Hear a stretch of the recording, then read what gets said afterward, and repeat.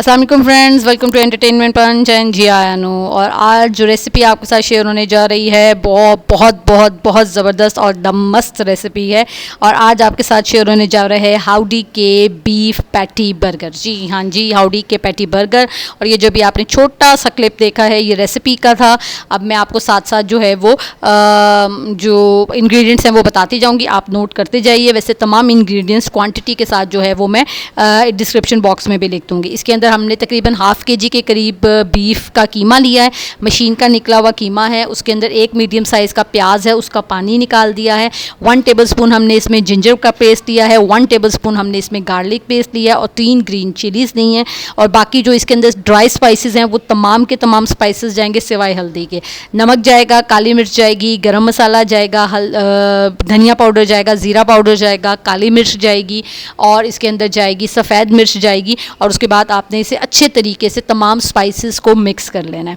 जब अच्छे तरीके से आप तमाम के तमाम स्पाइसेस जो हैं वो उनको मिक्स कर लेंगे, उसके बाद आपने इसके अंदर 2 अंडे डालने हैं और उसके बाद आपने 2 टेबलस्पून गिरते हुए आपने इसके अंदर जो है वो ब्रेड क्रम्स के जो हैं वो आपने इसके अंदर ऐड करने हैं।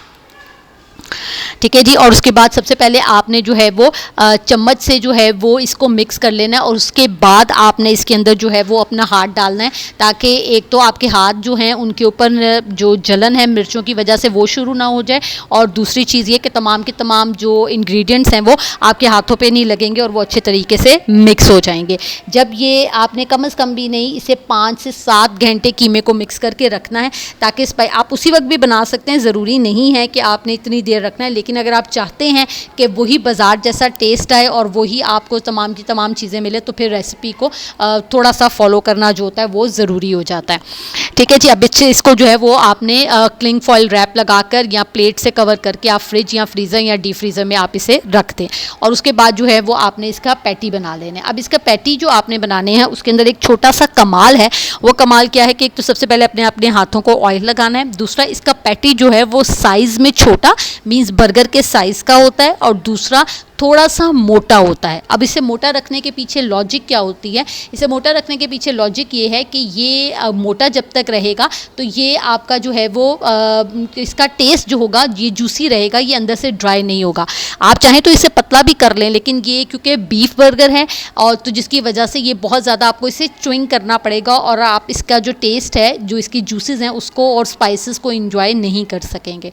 तो इसलिए सबसे ज़्यादा ज़रूरी ये है कि इसका ये साइज़ में बर्गर के साइज़ का होगा, लेकिन थोड़ा सा आपने इसको मोटा रखना है। ठीक है, इस तरीके से आपने इसके जो है वो पैटी जो है वो आपने बना लेने हैं और उसके बाद आपने इसे फ्राई करना है। अच्छा जी, फ्राई इसे कोई शैलो फ्राई डीप फ्राई नहीं करना है। एक्चुअली ये जो पैटी बर्गर बनता है बीफ का ख़ास तौर के ऊपर, ये बड़े बड़े ग्रिलर्स होते हैं जिसके ऊपर ये लोग इनको ग्रिल करते हैं। अब हमारे पास घरों में तो वो ग्रिलर्स मौजूद नहीं है, तो हम लोग इसके अंदर जो है वो ग्रिल पैन लेंगे, उसमें थोड़ा सा ऑयल डालेंगे और फिर इसको हमने ग्रिल पैन के अंदर जो है वो हम लोगों ने इसको रख देना है। ठीक है जी। ये देखिए, अब जब ये एक साइड से हो जाएगा, कलर इसका चेंज हो जाएगा, आपने इसकी साइड पलटनी है। इसको चपटे चम्मच के साथ हल्का हल्का सा आपने इसे प्रेस करना है और उसके बाद आपने इसे दम वाली आग के ऊपर छोड़ देना है। ये खुद ही पकते रहेंगे, खुद ही ये गलते रहेंगे, क्योंकि अगर हमने इसको पकाने में जल्दी की, क्योंकि आप ये देखें कि ये साइज़ में थोड़े से मोटे हैं, ये अंदर से कच्चे रह जाएंगे और अगर हमने इसे पतला बनाया तो ये ड्राई हो जाएंगे। इसलिए इसको पकाने में थोड़ा सा पेशेंस आपने शो करना है और इसे दम वाली आग के ऊपर रखकर आपने बर्गर की बाकी चीज़ें तैयार कर लेनी है। अच्छा जी, इसके लिए सबसे पहले हम लोग क्या तैयार करेंगे, ग्लेज्ड अनियन तैयार करेंगे। इसके लिए अंदर मैंने एक प्याज लिया और उसके अंदर मैंने जो पैटी बर्गर में से ही 1 टेबलस्पून जो ऑयल लिया है वो ऑयल लेकर और मैंने इसको जो है वो अच्छे से ग्लेज्ड कर लेना है। इसका कलर जो है वो गोल्डन सा जब कलर हो जाएगा तो आपने इसे निकाल लेना है। बर्गर की जो ड्रेसिंग है उसके लिए हमने मायो तैयार करनी है। नेक्स्ट स्टेप इंशाल्लाह ताला अब मायो का आएगा। मायो आपने तैयार करनी है और मायो तैयार करने के बाद आपने जो है वो बाकी की तमाम वेजिटेबल्स है वो मैं आपको दिखाऊंगी। अच्छा, जिसके अंदर मैंने मायोनीज़ ली है, चिली गार्लिक सॉस ली है, नमक है, काली मिर्च है और सफ़ेद मिर्च है और जो अपना चिली गार्लिक सॉस है, चिली सॉस चाइनीज़ वाली और चिली गार्लिक सॉस, ठीक है। उसके बाद आपने मायो बना लेनी है। रेस्टोरेंट्स के अंदर जो मायो बनती है उसके अंदर जो है वो मस्टर्ड वाली भी बनती है और बारबेक्यू वाली भी बनती है। अगर आप वो दोनों भी डालना चाहते हैं, क्योंकि वो पैटी के ऊपर डलती हैं, तो अगर आप वो डालना चाहते हैं तो आप वो भी डालकर जो है वो इसे बना सकते हैं। तो मतलब उसके अंदर बाज़ार में जो बर्गर मिलता है उसकी सॉसेज इतनी ज़्यादा होती हैं कि बर्गर का अपना टेस्ट ख़त्म हो जाता है और सॉसेज का टेस्ट जो होता है ना वो आ रहा होता है। तो इसलिए मैंने इसको सिंपल रखा है ताकि जो बर्गर का जो टेस्ट है हम उसको जो है वो इन्जॉय कर सकें।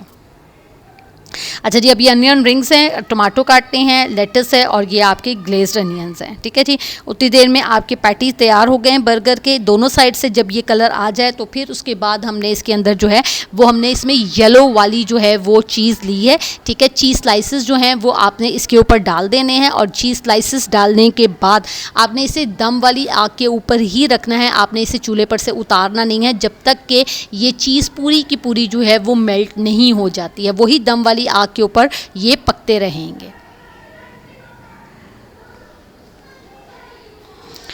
ठीक है जी। और दूसरी तरफ जो है वो साथ साथ मैं फ़्राइज़ तैयार कर रही हूँ। सिंपल प्रिपरेशन है फ़्राइज़ की। आलू काटने हैं, आपने उसे फ्राई कर लेना और उसके बाद फ्राई करने के बाद उसके ऊपर हल्का सा आपने जो है वो चाट मसाला जो है वो आपने इसके ऊपर जो है वो आपने स्प्रिंकल कर लेना है,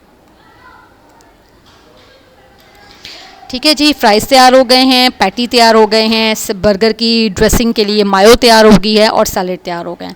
now move towards the burger. Assemble करने का टाइम है। सबसे पहले बर्गर के नीचे वाला पोर्शन आपने लेना है और मैंने उसके ऊपर हल्का सा ऑयल लगाकर, कोई मक्खन नहीं डाला है मैंने इसके ऊपर, आपने हल्का सा इसके ऊपर ऑयल लगाकर आपने बर्गर को जो है वो सेक लेना है हल्का सा। जब इसके ऊपर कलर सा आ जाए तो आपने इसके ऊपर जो है वो इसको साइड पे करके तो बर्गर का ऊपर वाला जो पोर्शन है उसे भी इसी तरीके से जो है वो आपने सेक लेना है, ठीक है जी। अब ये जब दोनों साइड से दोनों अपर और लोअर पोर्शन दोनों बर्गर के तैयार हो जाएं तो फिर हम इसको असेंबल करेंगे।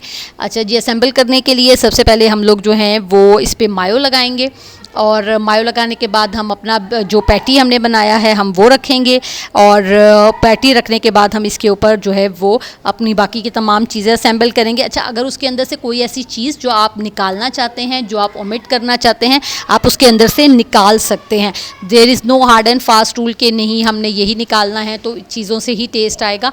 ओबियसली ज़ाहिर सी बात है कि जब तक रेसिपी के तमाम इंग्रेडिएंट्स या तमाम लवाजमात पूरे ना हो तब तक उसका मज़ा नहीं आता। जैसा मैंने आपको बताया कि इसके अंदर जो है वो लोग मस्टर्ड मायो डालते हैं, वो इसके ऊपर ड्रैगन जो है मस्टर्ड है उसकी जो मायो है वो भी डालते हैं, तो वो और इसमें ऑलिव्स डलते हैं, फिर इसके अंदर जो कुकम्बर पिकल है वो इसके अंदर डलता है। तो आप देख लें कि अगर आपको ये तमाम की तमाम चीज़ें अच्छी लगती हैं तो ज़रूर आप इसके अंदर डालें और इसको असेंबल करें।